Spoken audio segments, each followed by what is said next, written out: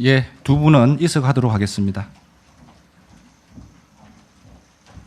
지금부터 질문 답변 시간을 진행하겠습니다.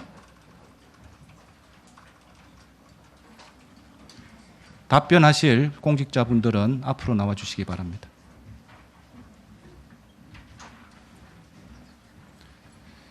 네, 먼저 참석자를 소개하겠습니다. 송경주 행정안전부 지방재정경제실장입니다.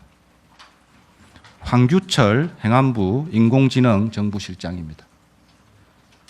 김문식 보건복지부 복지행정지원관입니다. 서경숙 국민건강보험공단 자격부과실장입니다. 네, 발표 내용 중 궁금한 사항은 기관별 참석자가 답변하겠습니다. 질문이 있는 기자님은 손을 들어주시고 제가 지명을 하면 소속과 성명을 말씀하신 후 질문해 주시기 바랍니다. 질문 받겠습니다. 네, 먼저 해주십시오. 네, 저 세계일보 김세희 기자인데요. 그 지금 2차 피해 지원금 지급을 건강보험료 기준액으로 해가지고 2인부터 이제 9인 이상까지 나와 있는데 이거를 이제 월급이나 혹은 월 수입 기준으로 되면은 얼마 정도 되는지 설명 가능하실까요?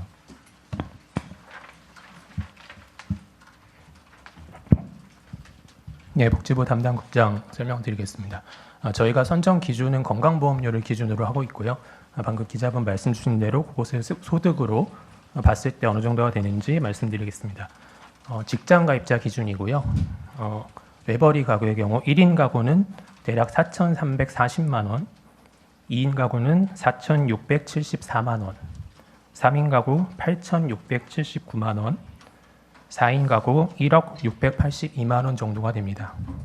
다만 참고하실 것은 선정 기준은 건강보험료를 기준으로 하고 있기 때문에 이 소득과 딱 떨어지지는 않습니다. 그래서 어디까지나 참고를 해주시고 이 소득 수준이 된다고 지원 대상이 되는 것은 아니라는 것을 참고해 주시면 좋겠습니다. 네, 다음 질문 받겠습니다. 네, 강 기자님. 네, 뉴시스 강지은입니다. 그 작년 소비 쿠폰 2차 지급 때는 그 상위 10% 제외한 이제 90%가 지급 대상이었는데 이번에는 그게 이제 70%로 좀 좁혀진 이유가 궁금하고요. 그리고 뭐 연관된 질문이긴 한데 아무래도 이제 지급 대상이 70%로 좁혀지다 보니까 이제 못 받는 분들을 중심으로 약간 또 불만의 목소리가 좀 작년보다는 좀 더 있을 것 같은데 이에 대한 정부의 입장도 부탁드립니다. 네, 지방재정경제실장 말씀드리겠습니다. 지난해 소비 쿠폰 같은 경우는 90%였고요. 이번에 고유가 피해 지원금 대상자는 국민의 70%입니다. 그 이유는 잘 아시겠지만 중동 전쟁으로 인한 고유가, 고환율, 고물가에 대해서 직접적으로 피해를 입으신 분들이 저소득층이고 아울러서 중산층까지 넓게 이번에도 피해를 보셨기 때문에 저희가 그렇게 한 것이고요. 상대적으로 이런 고물가라든지 이런 상황에 대응 여력이 있으시다고 판단한 나머지 국민분들은 좀 제외하였음을 양해 부탁드린다고 말씀을 드리겠습니다. 그리고 두 번째 질문이 못 받는 분들을 중심으로 좀 불만이나 좀 그런 소리가 좀 나올 것 같아서 이에 대한 입장. 아무래도 이제 경험이 있으시기 때문에 작년에 받으신 분들 중에서 이번에 못 받게 되시는 분들이 저희 기준으로 보면 한 약 20% 정도는 있으실 것 같습니다. 그래서 이제 본인이 받으실 수 있는지 없는지 먼저 궁금하실 텐데요. 아까 그 복지부 국장님께서 말씀해 주신 소득 기준을 한번 참고를 해보시되 정확한 정보는 우리 국민비서를 신청하신 분은 지급 시기 이틀 전에 지급 대상자인지 지급 대상액이 얼마인지 이런 것들을 안내를 해드립니다. 그래서 아직까지 국민비서를 신청하지 않으신 분들은 좀 빠르게 신청을 해주시고 관련해서 그 국민비서를 통해서 한 20개 되는 앱을 통해서 확인하실 수 있고 5월 18일 이후부터는 직접적으로 확인이 가능합니다. 다만 본인이 못 받는 거에 대해서 좀 이의가 있으신 분들은 언제든지 이의 신청을 하시면 저희가 그 부분에 대해서 응대를 해드리고 안내를 해드리도록 하겠습니다. 이상입니다. 네, 다음 질문 받겠습니다. 네, 우리 연합 기자님. 네. 안녕하세요. 저 연합뉴스 홍준석이라고 합니다. 그 전쟁 상황이 장기화가 되고 있는데 그렇다면 고유가 피해 지원금 3차, 4차, N차 지급도 가능한지 여쭤보고 싶습니다. 네, 현재는 그런 계획은 없습니다. 현재는 5월 18일부터 지급되는 2차 지급에 대해서 최선을 다해서 저희가 지급을 하겠다는 말씀을 드리겠습니다. 네, 다음 질문 받겠습니다. 네,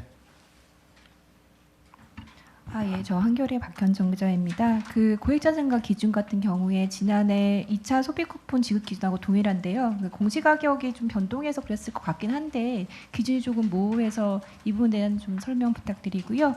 그다음에 그 1차 신청률이 91.2% 정도여서 그러니까 사실은 취약층이고 좀 이제 어려우신 분들이 많을 텐데 왜 이렇게 좀 신청률이 100%까지 가지 못했는지 뭐 좀 현장에서 듣는 여러 가지 뭐 어려움이나 이런 게 있었는지 좀 궁금합니다.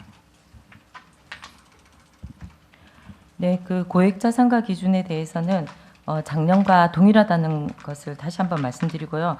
재산세 과세표준 12억 같은 경우는 공시가 기준으로 보면은 저희가 1주택자 같은 경우는 한 26억 이상이 되는 그런 그 자산으로 판단을 하고 있습니다. 그리고 금융금 소득은 이자나 배당 소득에 대한 종합과세와 분리과세 구분 기준인 2천만 원으로 저희가 설정을 했고 금융소득 2천만 원 같은 경우는 이자율을 한 연 2%를 가정할 때는 약 10%의 예금이 있어야 되고 또 배당 수익률은 연 2%를 또 가정했을 때 10억 원의 투자금이 있어야 됩니다. 요 정도 기준으로 저희가 컷오프를 했다고 말씀을 드리고요.